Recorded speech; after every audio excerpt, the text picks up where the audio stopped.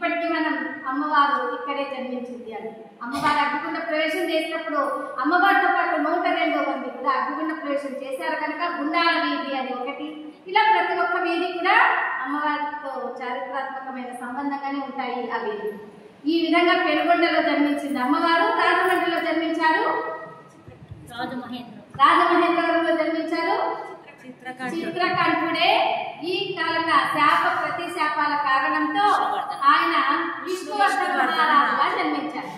ఈయన చంద్రవంశం మరుద్వతి ఆయన వారి యొక్క గర్భంగా జన్మించుతారు ఆ విష్ణువర్ధన మహారాజు.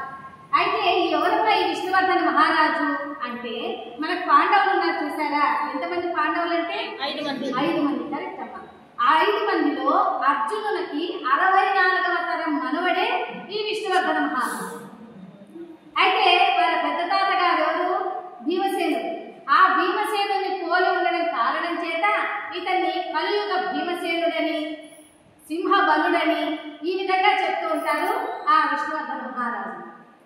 అయితే ఈ తల్లిదండ్రులు మరుద్వతి విజయార్తులు వీళ్ళు అతన్ని ఆ రాజ్యానికి చక్రవర్తిగా నియమింపచేసి వాళ్ళు వాళ్ళ ప్రశ్నం వెళ్ళిపోతారు. ఈ మహారాజు ప్రజలందరినీ కూడా కన్న బిడ్డల వలె పరిపాలన చేస్తూ మహా వైభవంగా రాజ్యపాలన చేస్తూ ఉంటారు. అయితే ప్రజలందరికీ కూడా నేను చెప్తూ ఉంటారు, ఏ విధమైన కష్టం మీకు ఉండకూడదు, ప్రజలందరూ కూడా దుఃఖంతో ఉండకూడదు, సంతోషంగానే ఉండండి, మీకు ఏ కష్టం వచ్చినా ఇదిగో ఇక్కడ ఉన్నటువంటి గంటను మ్రోగించండి అంటూ ఆయన చక్కగా రాజ్యపాలన చేస్తున్నారు. ఇంత రాజ్యపాలన చేస్తూ ఇంత చక్కగా పరిపాలిస్తున్నప్పటికీ కూడా మరి ఆయన ఏ విధంగా ఉంది మా ఆయన సైన్యము అని అంటే ఆయన కుటుంబ పరంగా కూడా అలాగే పెంచుకొని ఉన్నారండి. అతనికి 53 మంది భార్యలు, 64 మంది కుమారులు, 123 మంది మనవళ్ళు, ఇంత సైన్యాన్ని అతను పెంచుకొని ఉంటాడు ఆ విష్ణువర్ధన మహారాజు.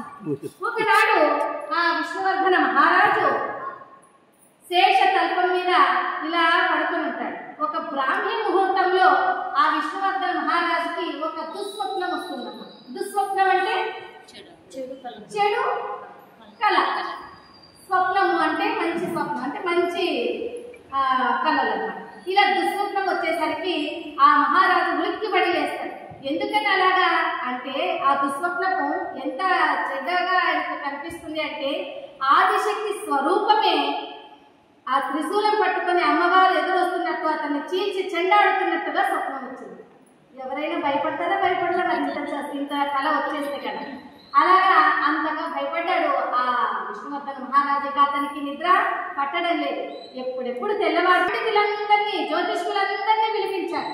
ఓ పండితులారా, ఓ జ్యోతిష్కులారా అని సభలో ఉన్నటువంటి వారందరినీ చెప్తూ, ఈ రోజున ఉదయం నాకు ఈ విధంగా దుస్వప్నం వచ్చింది ఈ బ్రాహ్మీ ముహూర్తంలో కనుక, ఈ ముహూర్తంలో వచ్చింది కనుక ఈ దుస్వప్నానికి ఏవైనా శాంతులు జరిపించుకోవాలా, ఏమైనా పూజలు జరిపించుకోవాలా అని తెలియజేయండి అంటున్నారు ఆ జ్యోతిష్కుని పండితులు. అప్పుడు పండితులంతా కూడా మీలాగే గుసగుసలాడుతూ ఉన్నారు.